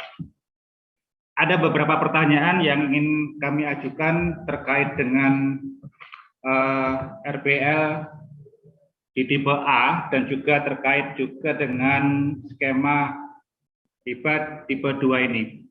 Yang pertama tadi disampaikan bahwa harus ada ketentuan batas maksimal mata kuliah yang ditawarkan dalam proses RPL. Apakah batas jumlah mata kuliah atau SKS yang ditentukan ini bisa mencakup hampir misalnya katakan 75% dari kurikulum yang ditawarkan. Karena di dalam proses pelaksanaannya ada beberapa calon mahasiswa yang juga mungkin meneruskan dari jenjang pendidikan tinggi sebelumnya. Sehingga pengakuannya nanti itu lebih dari 50%. Ya, ini yang pertama. Kemudian yang kedua terkait dengan pengajuan skema, khususnya pada persyaratan poin 5 yang menyatakan bahwa pertanyaan atau pernyataan berisi dari kriteria untuk capaian pembelajaran masing-masing mata kuliah. Apakah nanti jika suatu perguruan tinggi ada 10 program studi yang mengikuti kegiatan ini, semua mata kuliah yang ditawarkan itu pertanyaan-pertanyaannya harus mencakup keseluruhan juga. Ini yang kami ajukan. Terima kasih atas pencerahan yang diberikan kepada kami. Selamat siang. Wassalamualaikum warahmatullahi wabarakatuh. Waalaikumsalam warahmatullahi wabarakatuh. Terima kasih Pak Iskak. Kita akan tampung 3 pertanyaan mungkin terlebih dahulu. Yang kedua, saya persilakan dari UMKT dengan Pak Jubaidi. Pak Jubaidi. Ya, Assalamualaikum warahmatullahi wabarakatuh. Waalaikumsalam warahmatullahi wabarakatuh. Oke, saya juga sama dengan Pak Ishak tadi, di 2001 kami juga dapat hibah ya terkait dengan RPL itu. Nah, ini yang ingin kami tanyakan adalah yang pertama, karena ini hibah sebenarnya kami kepengen ngikutin gitu ya. Tapi karena kalau kita lihat-lihat adalah mepet seperti yang tahun kemarin gitu ya, mepet banget dengan bulan September. Nah, seandainya yang pertama adalah seandainya kita tidak mengajukan hibah, tapi kita memang belum memutuskan mengajukan atau tidak mengajukan. Tapi apakah bisa seandainya kita nanti tidak mengajukan atau tidak sempat, bisa tidak kita menyelenggarakan RPL? Nah, memang jika bisa itu apakah nanti ada perizinan tertentu atau apakah kita juga harus membuat proposal terkait dengan akan melaksanakan RPL di tahun 2022? Karena kalau kami lihat dari skema yang disampaikan tadi bahwa RPL itu tanggal 31 baru penutupan dia dan juga penyelenggaraannya nanti sampai September dan lain-lain. Nah, ini seandainya kita tidak lolos nih, kita ngajukan tapi tidak lolos. Dan kita kan semester ini juga harus ada kepastian apakah kita boleh menyelenggarakan atau tidak. Karena kita juga harus sudah ready untuk publikasi penerimaan RPL. Nah, karena kita memang kalau tahun akademiknya kita molor sampai ke Oktober ini kan jauh banget gitu ya, jauh betul. Nah, ini mohon petunjuknya, apakah nanti seandainya kita mengajukan dan tidak dapat, apakah RPL itu bisa kita lanjutkan? Itu yang pertama. Yang kedua adalah apabila kita tidak mengajukan pendanaan itu karena memang sifat waktunya mepet, apakah kita juga bisa melaksanakan RPL dan bagaimana mekanismenya kita perizinan dan lain-lain gitu ya? Apakah nanti yang 2001 kemarin sudah menyelenggarakan boleh langsung atau tidak? Gitu. Kan itu Mas, terima kasih Mas Jeffrey. Assalamualaikum warahmatullahi wabarakatuh. Waalaikumsalam warahmatullahi wabarakatuh. Terima kasih Pak Jubaidi. Untuk pertanyaan terakhir di awal sesi ini saya berikan kesempatan untuk Ibu Agnes dari Stikes Panti Rapi. Silakan Ibu, sudah saya estimate. Baik. Baik. Terima kasih. Selamat siang Bapak Ibu semuanya. Perkenalkan saya Agnes dari Stikes Panti Rapi. Ada beberapa hal yang ingin saya tanyakan. Yang pertama adalah terkait dengan yang tadi disampaikan Bapak penanya kedua. Jadi ini kalau dilihat dari skema, kebetulan kalau institusi itu memang mulai tahun ajaran barunya adalah di bulan September. Nah, ini bagaimana? Sementara tadi kan BAMPEM-nya baru akan diseleksi di bulan September. Nah, saya tambahkan pertanyaannya, persis seperti yang tadi di penanya 2, saya tambahkannya adalah apakah boleh kalau kami berproses terlebih dahulu, karena kan selama proses ada keinginan kami untuk melakukan RPL, kan kami sudah melakukan proses pendekatan, sosialisasi ke calon mahasiswa, penjajakan ke calon mahasiswa gitu ya, sehingga kan sudah punya gambaran nih mahasiswanya, sudah bisa diproses nih mahasiswanya. Apakah boleh kami berproses terlebih dahulu sambil sambil berproses untuk pengajuan proposal untuk BAMPEM-nya itu. Artinya bahwa institusi siap, ada 2 kemungkinan, bisa kalau mendapatkan BAMPEM berarti akan mendapatkan BAMPEM, tapi kalau tidak berarti siap untuk menggunakan skema yang RPL yang mandiri tadi. Itu yang pertama. Kemudian yang kedua, kalau tadi dilihat dari sistem Sierra, itu kan berarti sistem itu digunakan untuk proses pengajuan proposal, kemudian informasi tentang institusi penyelenggara itu seperti apa, layak atau tidak, dan lain sebagainya. Nah, kalau kita melaksanakan proses RPL, apakah kami berarti menggunakan SIAKAT atau sistem informasi sendiri-sendiri di masing-masing institusi yang tidak lagi seperti dulu bahwa ada calon yang terdetek oleh Bilmawa, kemudian proses unggah berkas-berkas untuk RPL atau form dan lain sebagainya itu ada di sistem yang difasilitasi oleh Bilmawa, atau kalau tadi saya lihat di Sierra ternyata tidak ada kamar itu. Berarti apakah betul bahwa berarti nanti kalau kami berproses RPL berarti menggunakan sistem informasi akademik yang ada di masing-masing institusi. Itu yang kedua. Kemudian yang ketiga, untuk pembiayaan tadi batas maksimal 100 juta ya kalau untuk yang skema 2. Nah, apakah berarti ini kan seperti pengajuan hibah ya, apakah memang nanti berdasarkannya itu apa? Apakah ada komponen jumlah mahasiswanya berapa atau bagaimana untuk kelayakan dari proposal ini mendapatkan biaya berapa atau penentuan pembiayaan yang akan diberikan itu berdasarkan komponen apa? Mungkin itu yang ketiga. Kemudian tadi terkait dengan akun, ini sudah barusan dapat bisikan kalau dibuatnya oleh PD Dikti, akun pengelola PD Dikti masing-masing institusi, ya. Jadi berarti nanti kami akan berproses dengan PD Dikti kami. Terima kasih Bapak, matur nuwun. Baik, terima kasih Bu Agnes. Bapak Ibu, mohon izin sudah ada 3 pertanyaan. Kita mulai dari pertanyaan Pak Iskak Eli dari UPM. Yang pertama mungkin Pak Rifandi atau bisa membantu menjawab, Pak? Baik. Dipersilakan, Pak. Ya, terima kasih. Langsung aja ini saya jawab pertanyaan dari Pak Iskak ya, Universitas Pancamarga Probolinggo mengenai batas maksimum SKS yang diperkenankan untuk direkognisi. Sekali lagi Pak Iskak, untuk berapa jumlah SKS yang maksimal yang bisa direkognisi itu memang harus dituangkan ke dalam peraturan akademik. Namun dalam hal ini, kalau saya kan sudah cerita kalau beberapa referensi di berbagai negara, umumnya kan hanya sekitar 60%, 70% gitu ya. Tapi waktu kami membimbing teman-teman di Kementerian Kesehatan tahun 2016-2017 itu bisa sampai 80% semua SKS dari suatu program studi ya. Itu sampai ke situ. Ini saya cerita tentang pengalaman saja. Tapi ada masalah biasanya.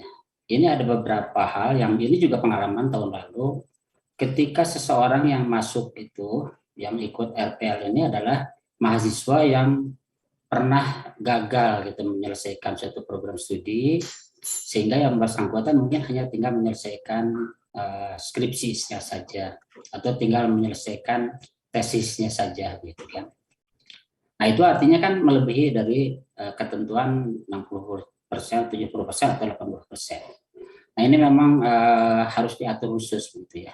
Jadi tolong dibuatkan di dalam peraturan akademik itu untuk yang sifatnya generik saja dulu. Berapa sih maksimal yang dibolehkan gitu kan, yang akan direkognisi itu. Kalau saran saya sih mungkin sekitar 70%, 75%, ya mungkin maksimal 80% lah. Itu umumnya dulu. Tapi dibuat suatu ketentuan lain. Jadi ketentuan lain ini nanti untuk yang tadi, mahasiswa yang memang berasal dari perguruan tinggi yang sama, atau mungkin belum terkendala oleh biaya, terkendala oleh pekerjaan dan sebagainya, sehingga yang bersangkutan habis masa waktu untuk menyelesaikan program studinya, sehingga harus diberhentikan gitu ya. Nah kemudian ingin melanjutkan kembali, nah itu bisa dikecualikan, disebutkan saja di dalam peraturan akademik itu untuk hal seperti itu, maka dibolehkan lebih atau melebihi dari ketentuan yang umum, jadi yang 80% atau 70%. Jadi itu jawaban kami gitu kan, sebagai referensi gitu kan. Semuanya adalah ketentuan itu tergantung kepada kebijakan akademik dari masing-masing perguruan tinggi. Tapi kita juga tentu harus melihat bagaimana praktek yang terjadi di berbagai perguruan tinggi dan juga di berbagai negara. Terus kemudian mengenai skema tadi, nomor 2 dari Pak Iskak juga, itu mengenai daftar mata kuliah gitu ya. Jadi FED, atau mungkin di situ sebutnya tadi kan itu pertanyaan atau pernyataan. Itu kan merepresentasikan sebetulnya dari kemampuan akhir yang harus dikuasai oleh seseorang kalau ingin lulus suatu mata kuliah kan. Jadi itu kaitannya dengan CP mata kuliah atau tujuan instruksional umum mata kuliah atau tujuan instruksional khusus mata kuliah. Nah itu nanti saya sudah sering sampaikan di berbagai pertemuan bahwa untuk mata kuliah yang akan direkognisi atau yang diberikan kesempatan untuk direkognisi itu harus dibuat formulir evaluasi dirinya. Jadi kalau misalnya sekarang Bapak katakanlah merumuskan 70% dari seluruh mata kuliah di program studi itu, atau 70% dari seluruh SKS di program studi itu akan diberikan kesempatan untuk direkognisi. Maka mata kuliah yang jumlah SKS-nya tadi yang 70% atau 80% tadi harus dibuatkan formulir evaluasi dirinya. Artinya dengan sendirinya harus membuat tadi pertanyaan atau pernyataan tadi dalam bentuk formulir evaluasi diri. Nah itu harus dibuat. Jadi itu harus dibuat. Kalau misalkan sekarang yang akan mengusulkan itu misalnya katakanlah 7 program studi, ya 7 program studi harus membuat semua. 7 program studi kali masing-masing program studi mungkin ada 50 mata kuliah, maka kita harus membuat program formulir evaluasi diri 7 kali 50 formulir evaluasi diri. Sebanyak itu. Nah itu kan juga waktu kita tahun lalu, tahun 2021, maka itu jumlahnya kan belasan ribu kan, yang ada di sistem waktu itu yang dibangun, formulir evaluasi diri yang bisa dipilih oleh mahasiswa. Jadi formulir evaluasi diri itu kan sebagai suatu referensinya. Nah kalau tidak ada formulir evaluasi dirinya, mana referensinya gitu kan untuk direkognisi itu. Jadi itu harus Pak, harus dibuat untuk setiap program studi yang akan diajukan. Jadi yang akan diajukan, yang akan menyelenggarakan RPL. Semua program studi yang akan menyelenggarakan RPL harus membuat formulir evaluasi dirinya. Dan formulir evaluasi diri itu dibuat untuk yang akan diberikan kesempatan untuk bisa direkognisi. Itu Pak Iskak, mudah-mudahan bisa menjawab pertanyaan yang Bapak ajukan. Yang kedua adalah dari Pak Jubaidi. Sudah menyelenggarakan juga RPL ya tahun lalu. Terus kemudian bagaimana, apakah kami gitu ya, boleh menyelenggarakan atau tidak? Pada prinsipnya di dalam peraturan Mendikbudristek nomor 41 tahun 2021 itu tidak ada ketentuan bahwa penyelenggara RPL itu harus izin, harus meminta izin. Namun kebijakan Belmawa, karena Belmawa adalah penanggung jawab dan juga untuk pembelajaran agar terjamin mutunya, maka Belmawa dalam hal ini memberikan suatu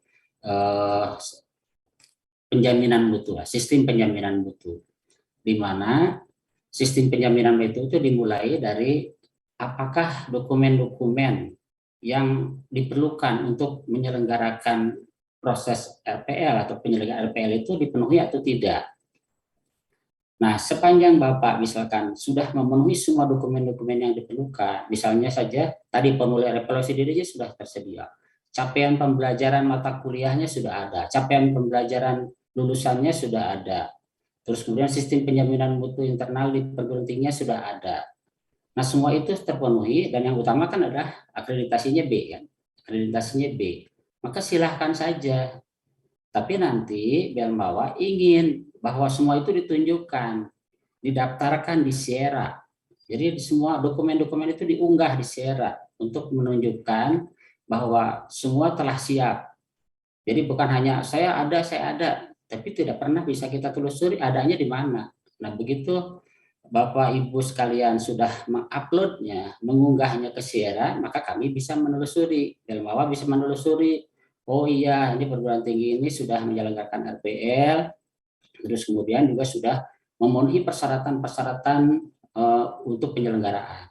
Jadi dalam hal ini peran dari Belmawa adalah sebagai penjamin mutu bahwa RPL itu dapat diselenggarakan dengan baik, akuntabel, itu kan dapat dipertanggungjawabkan. Nah, itulah SIERA yang dibangun.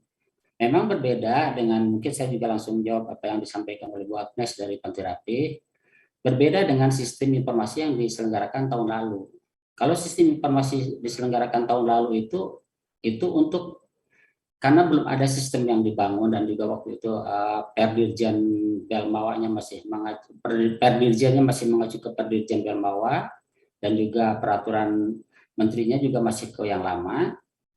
Maka waktu itu satu-satunya cara keterlibatan Belmawa dalam hal itu untuk menjamin mutu penyelenggaraan adalah dengan menyediakan platform untuk proses pendaftaran dan juga asesmen tahap satunya, sehingga semua mahasiswa yang daftar, semua mahasiswa yang ikut RPL itu terrekod. Saya kira saya masih punya datanya di situ. Berapa jumlah mahasiswa yang ikut, terus kualifikasinya dari mana saja, jenis kelaminnya, KTP-nya, dan juga ke program studi mana daftarnya, terus apakah dilakukan asesmen atau tidak, itu ada rekodnya, ada track recordnya. Itu semua bisa dilihat di situ. Jadi sampai ke sejauh itu, tapi kan tidak ikut serta di dalam proses untuk asesmen selanjutnya, seperti asesmen untuk wawancara, asesmen untuk ujian tulis dan sebagainya. Belmawa tidak ikut waktu itu. Cuman ingin memastikan saja bahwa mahasiswa yang daftar itu semuanya betul-betul terekod di sistem. Nah, itu dulu begitu. Kalau sekarang tidak, SIERA ini hanya memberikan fasilitas untuk melaporkan saja, melaporkan penyelenggaranya, dokumen-dokumen yang diperlukan untuk menyelenggarakan RPL di SIERA itu. Yang kedua adalah tadi ada satu slot untuk Banpem ini memang perlukan memasukkan proposal dan sebagainya, tapi itu kan hanya proposal saja. Terus kemudian nanti mungkin juga laporan masuknya di situ semua, di satu sistem itu. Tapi yang utama sebetulnya maksudnya ada platform SIERA di sini adalah untuk memberikan penjaminan mutu, dan itu diyakinkan dengan semua dokumen-dokumen yang diperlukan itu diunggah di SIERA, sehingga Belmawa ketika ditanya mungkin nanti kan oleh pihak-pihak lain, perguruan tinggi A itu menyelenggarakan RPL, apakah sudah layak? Ya, Belmawa masih bisa memberikan penjelasan berdasarkan dokumen-dokumen yang dimasukkan. Jadi dokumen-dokumen itu yang utamanya adalah dokumen mengenai pedoman penyelenggaraan RPL, di mana di pedoman itu menyangkut juga bagaimana menjamin mutunya, bagaimana formulir evaluasi dirinya disiapkan, bagaimana proses asesmennya, itu semua dijelaskan di dalam pedoman penyelenggaraan. Nah, itu harus diupload. Artinya perguruan tinggi itu sudah siap penyelenggaraan RPL dengan dokumen yang sudah disiapkan. Keduanya adalah peraturan akademik. Peraturan akademik di situ adalah tadi menyelenggarakan atau memberikan penjelasan tentang berapa SKS sih yang boleh direkognisi. Terus kedua adalah berapa lama sih mahasiswa itu boleh menyelesaikan atau harus menyelesaikan kuliahnya kalau yang bersangkutan ikut di satu program studi. apakah juga diberikan hak yang sama dengan yang mahasiswa reguler? Kalau mahasiswa reguler kan sudah ada di SNDikti untuk S1 sekian tahun, untuk S2 sekian tahun. Nah, tentu saja kalau yang masuk dari RPL kan itu masuknya dari samping. Jadi tidak harus ikut 8-9 semester atau ikut mungkin 4 semester untuk yang S2. Bisa saja hanya ikutnya cuma 2 semester. Nah, tentu saja kalau ikut 2 semester, mereka juga diwajibkan mengikuti kuliahnya harus selesai dalam waktu yang lebih singkat. Tidak harus selesai 7 tahun. Kalau enggak nanti ya kembali lagi yang bersangkutan santai. Harus tentukan di dalam peraturan akademik. Jadi dalam peraturan akademik itu ada 2 hal. Pertama adalah masalah berapa SKS yang dibolehkan direkognisi. Yang kedua adalah menyangkut berapa lama mahasiswa itu diharuskan menyelesaikan studinya ketika mereka mengikuti program perguruan tinggi atau program di perguruan tinggi tersebut. Jadi sekali lagi, kalau untuk menyelenggarakan, karena sekali lagi saya cuma mengingatkan bahwa tidak ada larangan di peraturan menteri atau tidak ada izin yang harus dibuat di peraturan menteri untuk menyelenggarakan RPL.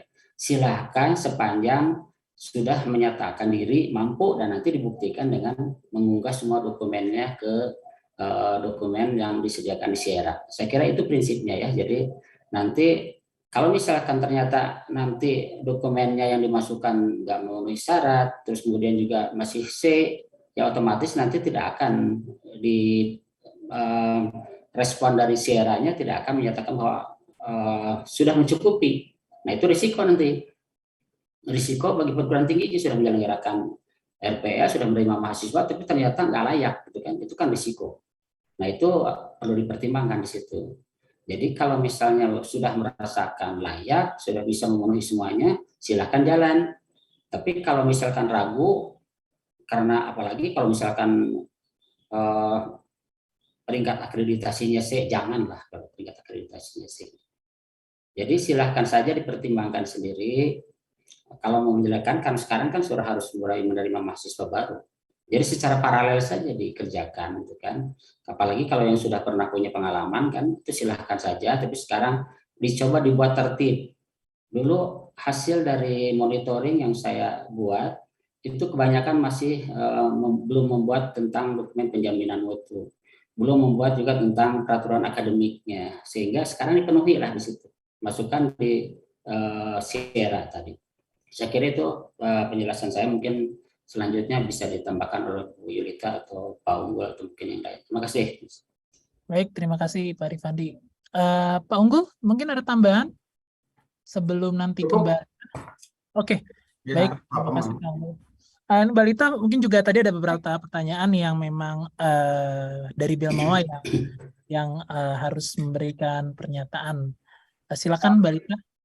Baik, terima kasih Mas Hari.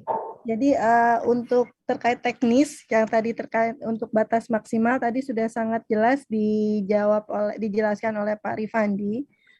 Saya akan menjawab terkait dengan apakah bisa berproses kalau bantuannya kan sekarang sudah di bulan Agustus, sedangkan evaluasinya di bulan September. Kami sudah berjalan bagaimana. Jadi sebetulnya Bapak Ibu, silahkan jika memang Bapak Ibu menyatakan diri sudah siap untuk menyelenggarakan RPL, monggo silakan akses. Tadi memang sengaja Pak Hartoto menjelaskan Sierra dari sisi Banpem saja, karena memang kegiatan kita pada siang hari ini adalah sosialisasi Banpem, bukan sosialisasi penyelenggaraan RPL. Karena di dalam Sierra pun itu sudah ada fitur untuk pelaporan penyelenggaraan RPL. Jadi Sierra ini nggak hanya Banpem aja ya Bapak Ibu, mohon dipahami untuk fungsi dari Sierra. Tadi juga Pak Rifandi sudah sampaikan, jadi jika ingin menyelenggarakan RPL, apakah bisa langsung jalan aja Bu? Tidak Bapak Ibu, karena di peraturan yang baru di Perdirjen 164 pun sudah disampaikan bahwa untuk menyelenggarakan RPL, Bapak Ibu wajib melaporkan ke Sierra terlebih dahulu untuk mendapatkan pernyataan bahwa Bapak Ibu dinyatakan layak program studinya untuk menyelenggarakan RPL. Dasar itulah yang akan digunakan untuk nanti pelaporan di PD Dikti. Jadi ada pertanyaan dari Pak Jubaidi di kolom chat, saya juga sempat baca. Tahun lalu itu karena emergensi ya Pak, kita ada anggaran cukup besar untuk mendorong mengakselerasi penyelenggaraan RPL di perguruan tinggi. Nah, tahun ini karena sistemnya sudah ada, sistemnya sudah siap untuk bisa memfasilitasi perguruan tinggi untuk melaporkan, maka silahkan melaporkan terlebih dahulu untuk dapat pernyataan layak tidak layak penyelenggaraan RPL melalui SIERA. Demikian juga nanti karena SIERA ini sudah terintegrasi Bapak Ibu, jadi dokumen SPMI pun, jadi SIERA ini sudah terintegrasi antara SIERA, SPMI, dan PDDikti. Jadi misalnya Bapak Ibu tidak lengkap untuk di sistem SPMI-nya, maka Bapak Ibu pun tidak dapat melanjutkan proses di SIERA-nya. Kemudian jika tidak terdapat di SIERA, nanti ketika Bapak Ibu akan melaporkan di PDDikti pun tidak dapat dilakukan proses pelaporannya. Karena kami sistem ini sifatnya satuan. Jadi jika satu tidak lengkap, maka yang lainnya tidak dapat berproses. Demikian Bapak Ibu. Kemudian tadi pertanyaan dari Bu Agnes, bagaimana kalau kami jalan dulu Bu sambil menunggu apakah bisa? Silahkan. Jadi sambil berjalan sudah, misalnya Bapak Ibu sudah memutuskan saya mau ikut daftar yang di skema 2, tapi paralel Bapak Ibu juga sudah melakukan proses sosialisasi dan sebagainya, silahkan, monggo. Bisa dilakukan secara paralel. Kemudian karena nanti jika dinyatakan lolos, ya berarti kan dapat bantuan, alhamdulillah kan dapat tambahan anggaran nih untuk mengelola RPL-nya. Tetapi kalau tidak dapat bantuan bagaimana Bu? Tetap bisa menyelenggarakan RPL. Jadi Bapak Ibu, Banpem ini sifatnya hanyalah insentif saja tambahan, dan tidak bagi perguruan tinggi yang tidak mendapatkan Banpem, tidak serta-merta dinyatakan tidak layak untuk menyelenggarakan RPL. Tapi memang ada kategori-kategori dalam penilaian kami yang menjadi pertimbangan kami untuk memutuskan mana proposal mana yang akan kami terima, proposal mana yang tidak.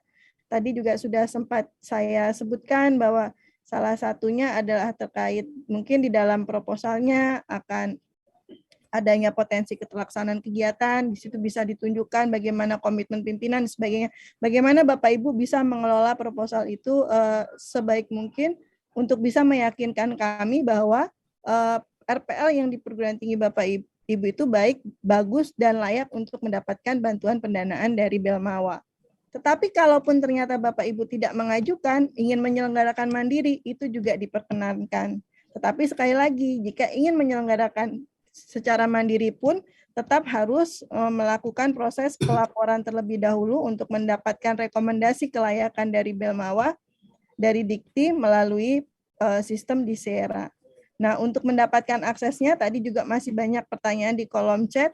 Untuk mendapatkan aksesnya, karena ini sudah SSO sifatnya, SIERA ini, SSO dengan PDDikti, maka akun pun akan diperoleh melalui admin PDDikti di perguruan tinggi Bapak Ibu sekalian. Jadi silahkan yang ingin menyelenggarakan RPL pun atau ingin mengajukan proposal untuk segera menghubungi admin PDDikti di perguruan tinggi masing-masing untuk mendapatkan akun SIERA. Demikian Mas Hari Jeffrey, tambahan dari saya. Terima kasih. Baik, terima kasih Mbak Rita. Mas Hari, mungkin saya ingin menambahkan. Ini menambahkan saja. Silakan. Ya. Terima kasih. Saya ingin menambahkan saja, karena barusan juga Bu Rita sudah menjelaskan, supaya tidak seolah-olah membingungkan. Jadi tadi saya sudah menyampaikan bahwa kita bisa secara paralel itu memulai proses untuk penyelenggaraan RPL bagi yang akan menyelenggarakan RPL secara mandiri. Karena kita tahu sekarang kan udah bulan Agustus. Nanti kan kalau misalkan nanti setelah selesai dulu masukkan ke PDDikti baru kita mulai, tentu juga tidak akan bisa tercapai.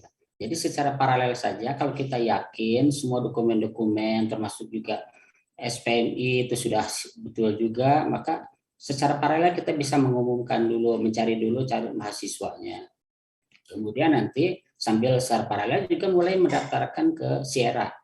Jadi nanti akan ketemu pas katakanlah September, Anda sudah proses asesmen juga sudah dilakukan, mahasiswa juga sudah siap itu untuk direkognisi gitu kan, atau dilakukan asesmen lah katakan, atau mungkin juga sudah selesai asesmen, siarannya juga sudah terpenuhi.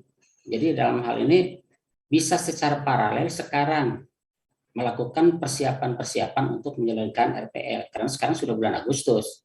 Jadi jangan nunggu dulu siarannya terpenuhi baru kemudian melakukan pengumuman RPL dan sebagainya, itu pasti akan terlambat. Jadi silahkan saja, tapi dengan keyakinan bahwa semua dokumen-dokumen yang diperlukan di Sierra itu akan terpenuhi. Untuk itu maka mungkin sekarang lakukanlah percobaan, buka dulu Sierra-nya. Apa yang diperlukan di Sierra itu? Apakah kira-kira udah ini udah ada saya semua. Nah, baru kemudian kita yakin betul bahwa oke, kita akan jalan sekarang dengan penuh keyakinan. Jadi silakan, tapi yang jelas bahwa penyelenggaraan RPL nanti akan diakui lah, akan bisa mendaftarkan ke PD-Dikti, bisa melaporkan mahasiswa yang lulus ke PD-Dikti apabila di Sierra-nya sudah terpenuhi semua persyaratan-persyaratan itu.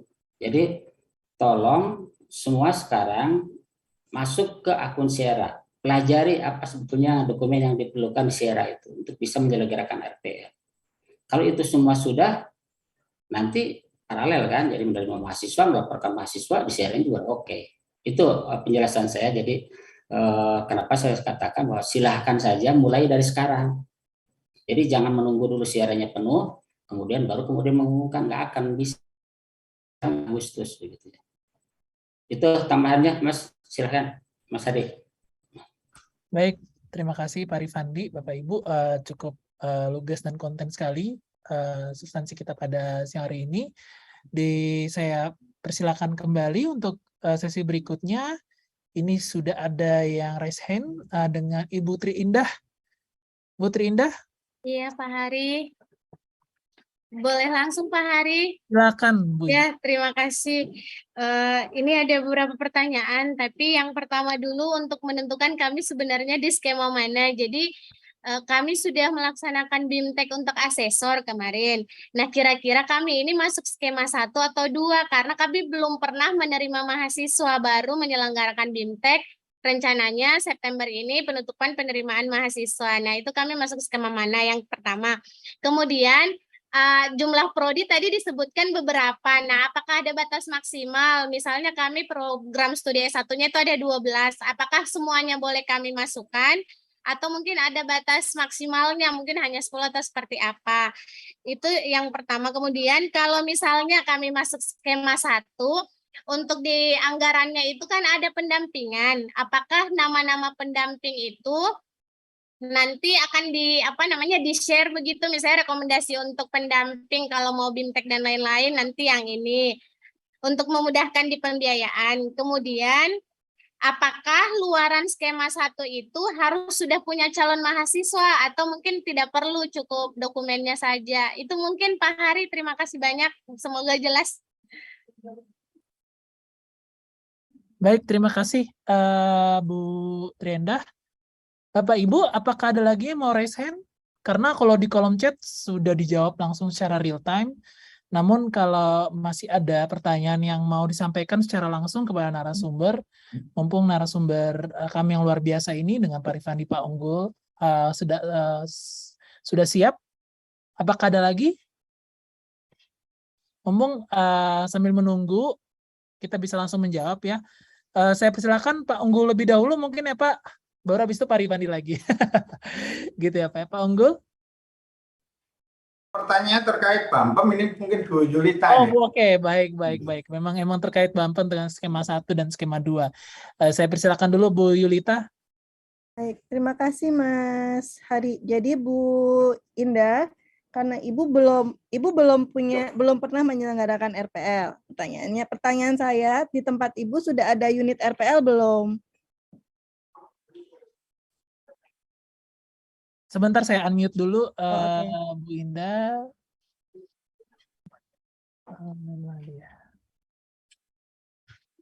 Silakan Bu Indah. Nah, aduh kok ter-unmute lagi. Belum Ibu Yulita, kami baru pelatihan asesornya Oh, dulu. Kalau begitu saya sarankan untuk mengajukan yang skema 1, Ibu. Satu baik Ibu. Berarti yang tadi Ibu kalau untuk skema 1 berarti Belum pembiayaan ada mahasiswa. sudah ada yang mendaftar karena kami buka kemarin pas keluar instruksi rektor kami langsung buka sampai 31 Agustus. Jadi sudah ada beberapa mahasiswa dari program studi PG PAUD yang mendaftar. Jadi Instrumennya sudah ada, Bu. instrumennya sudah ada, Bu, tapi unitnya baru belum ada. diserahkan ke fakultas masing-masing. Itu menyalahi aturan loh, Bu. Oh, unit penyelenggara harus dari universitas ya, Ibu? Iya. Oh, tidak bisa dari fakultas? Iya, Bu. Karena kan nanti yang melaporkan bukan dekannya, Bu, tapi rektornya, Bu. Iya, baik. Berarti mungkin kami Di stop hold dulu. saja, Bu. Iya, di hold dulu. Dan dipastikan akreditasinya sudah sesuai ya, Ibu ya. Ya. Kalau akreditasi, alhamdulillah, Bu Yul. Nah, berarti pertanyaan selanjutnya ya, Bu. Yang tadi. Yang mana ya, Bu? Yang kalau misalnya kami skema 1, nama-nama pakar untuk BIMTEK-nya itu apakah? Ya. Nama-nama pendamping yang dimaksudkan. Nama pendamping di dalam proposalnya maksudnya, Ibu? Iya, nanti kami masukkan kan terkait pembiayaan. Oh, kalau Ibu sudah ada rekomendasi yang untuk bisa dimintakan menjadi narasumber, bisa silahkan, atau ingin mendapatkan narasumber yang dari Belmawa juga diperkenankan. Nanti tinggal kami meminta bantuan dari tim kita, ada Pak Unggul, ada Pak Rifandi juga, nanti juga bisa mendampingi. Karena nanti pun ketika Bapak Ibu dinyatakan lolos, akan ada satu sesi juga kita memberikan pendampingan juga.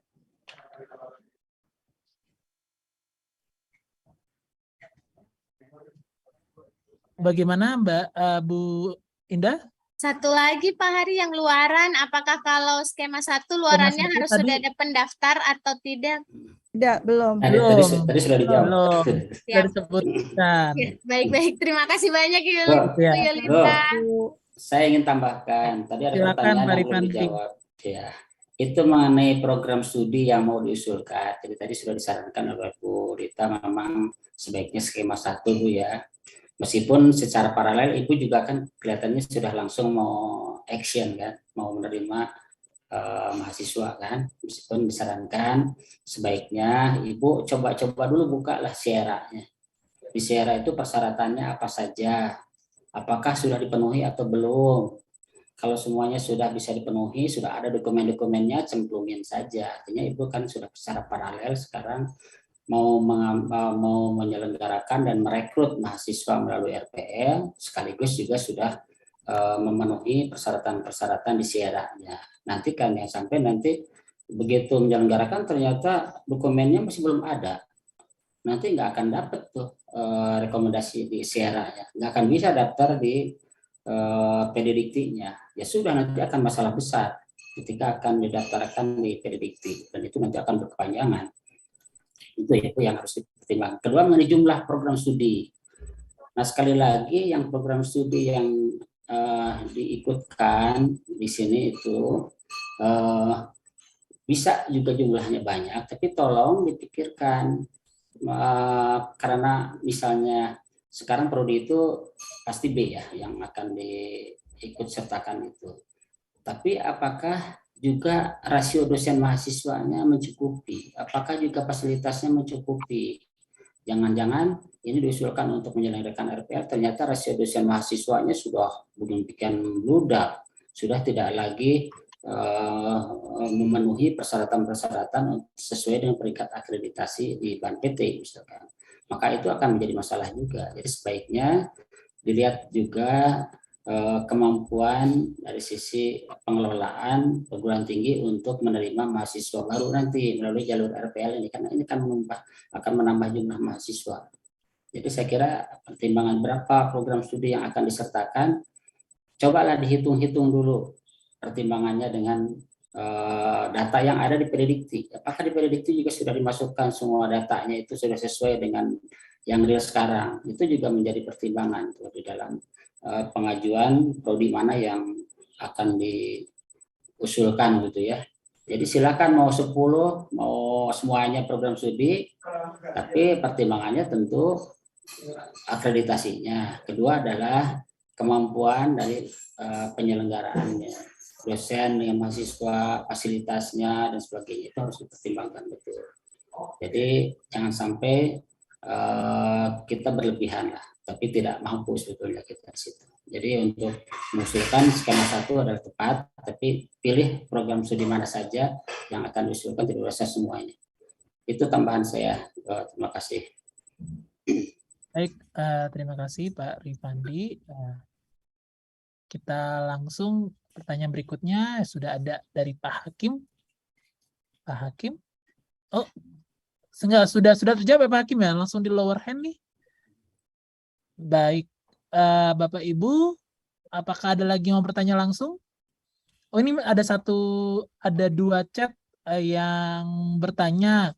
Mohon info, apakah mahasiswa RPL ini dalam proses perkuliahan bercampur dengan mahasiswa reguler atau dikelompokkan sendiri? Jawabannya bercampur. Ini sangat teknis sekali ya Bapak Ibu ya. Bapak Ibu, saya tekankan sekali lagi dalam sesi diskusi ini kita berfokus terhadap BANPEM. Untuk terkait dengan penyelenggaraan RPL sendiri, nanti kami akan mengadakan acara khusus terkait dengan teknis-teknis untuk penyelenggaraan RPL itu sendiri. Namun untuk saat ini, siang hari ini, dimohonkan untuk fokus dalam BANPEM-nya. Oke, apakah ada lagi atau memang sudah sangat jelas sekali di BANPEM-nya sehingga lebih fokus penyelenggaraan? Oh ya, gimana Pak? Itu ada pertanyaan yang kelihatannya apakah suatu perguruan tinggi itu boleh mengajukan 2 skema yang berbeda gitu ya? Monggo Pak. Skema 1, skema 2, boleh nggak tuh? Mbak Belita yang bisa jawab. Nggak boleh katanya Pak. Mbak Belita yang bisa jawab. Nggak boleh. Itu skema yang pertama kan harus punya unit gitu ya Pak. Kok tiba-tiba dia satu skema lagi yang berbeda? Itu kan agak berbahaya itu Pak. Makanya harus dijelaskan ke semua. Jadi tidak boleh mengajukan Bapak Ibu ya 2 skema sekaligus gitu ya. Tidak boleh hanya satu PT skema. hanya bisa mengajukan 1 proposal. Jadi silakan Bapak Ibu memutuskan mau mengambil skema yang mana. Kalau prodinya boleh lebih dari 1. Iya. Jumlah prodi yang mengajukan boleh, tapi skemanya hanya 1 ya Bapak Ibu. Karena kondisinya kan jelas dari penentuan skema tersebut. Lalu ini sudah cukup, pertanyaannya ada lagi nih, apakah bisa menerima mahasiswa yang sebelumnya gagal dari PT yang sama dan menerimanya kembali sebagai mahasiswa RPL? Oh maksudnya ini di DO dari kampusnya sendiri begitu? Iya, sebetulnya itu sering mungkin, kalau boleh saya jawab Mas. Silakan Pak Rifandi. Jadi itu kan sering saya sosialisasikan lah yang seperti itu. Dulu kita kan berkaca ya pada pengalaman tahun lalu itu memang sangat khusus gitu kan, sehingga banyak pertanyaan-pertanyaan seperti itu, mahasiswa yang DO kemudian diterima kembali. Nah waktu itu disepakati kalau DO-nya bukan karena akademik, jadi masalah akademik, maka itu silahkan diterima kembali. Tapi kalau Pak Rifandi mohon izin sinyalnya Pak Rifandi. Oh iya sebentar, kenapa video saya masih jalan? Pak Rifandi sinyalnya agak jelek ya? Agak terputus. Ya. Iya, warna merah. Oh, sinyalnya jadi tidak terdengar dengan baik. Iya, mohon izin Pak, bisa diulang kembali Pak. Baik, terima kasih. Jadi ini pertanyaan ini sering dikemukakan oleh para peserta itu kalau kita diskusi tentang RPL. Bisa jelas, Mas? Bisa jelas? Iya, sudah lebih baik. Ya.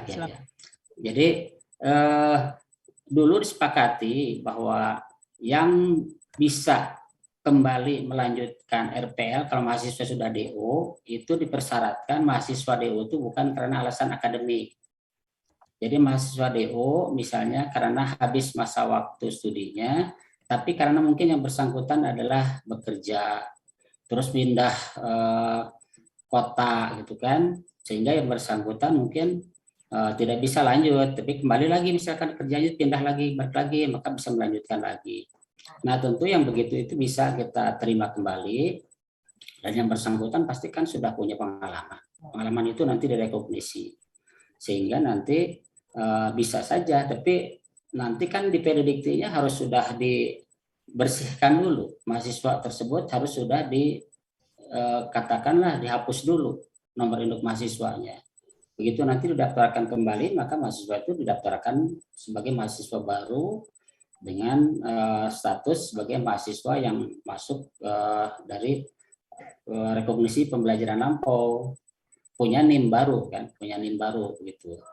Nah, tapi tolong disampaikan bahwa yang mahasiswa itu bukan mahasiswa DO karena akademik. Kalau mahasiswa DO akademik terus balik lagi ke situ, waduh, kayaknya sih dulu udah tidak memenuhi syarat akademik, sekarang dengan RPL itu malahan jadi lebih mudah.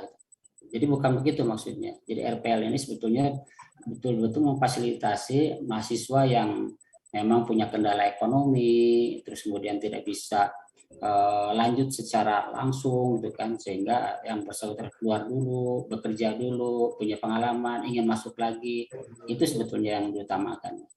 Jadi itu bisa. Jadi sekali lagi bisa, yang bersangkutan itu asal tadi bukan persyaratan DO. Bukan DO karena masalah akademik. Ya, itu tambahan. Terima kasih. Baik, terima kasih Pak Arifandi. Bapak Ibu, silakan kalau belum jelas, kami masih persilakan untuk raise hand ini.